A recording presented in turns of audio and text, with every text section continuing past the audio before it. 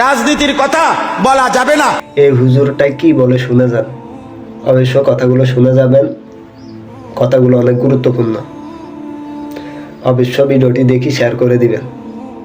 রাজনীতির কথা বলা যাবে না, 1 কোটি বার বলা যাবে, 1 কোটি বার বলা যাবে, 100 বার বলতে হবে। 100 রাজনীতিবিদও আখিরাতে আল্লাহর বিচারের মুখোমুখি হইতে হবে। ওরেও জাহান্নাম থেকে বাঁচানো দরকার, ওরেও জান্নাতের রাস্তা দেখানো দরকার। এমপি মন্ত্রীও তো বাঁচতে হবে, কথা বলে না কেন?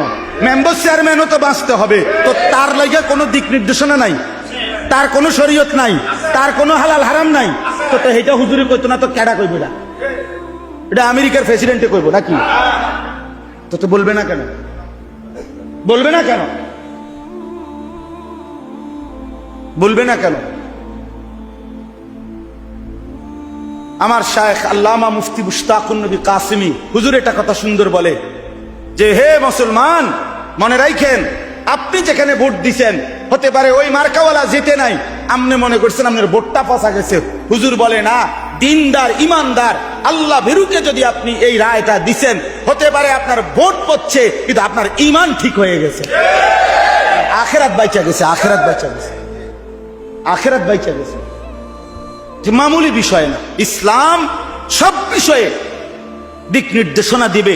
এটাই ইসলাম, এটাই পূর্ণাঙ্গ, এটাই কমপ্লিট কোড অফ লাইফ, এটাই পূর্ণাঙ্গ জীবন।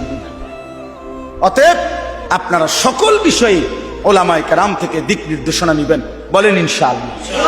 ওয়াত্তাবাউশ শাহওয়াত, মনের ইচ্ছা মতো কোনো ক্ষেত্রে চলা যাবে না, ঘরেও না, সমাজেও না, রাষ্ট্রেও না, দেশেও না, রাজনীতিতেও না, বাজারেও না, ব্যবসাতেও না। মুমিন চলবে সব ব্যাপারে আল্লাহ এবং তার রাসূলের সাল্লাল্লাহু আলাইহি সাল্লাম নির্দেশনা অনুপাতে।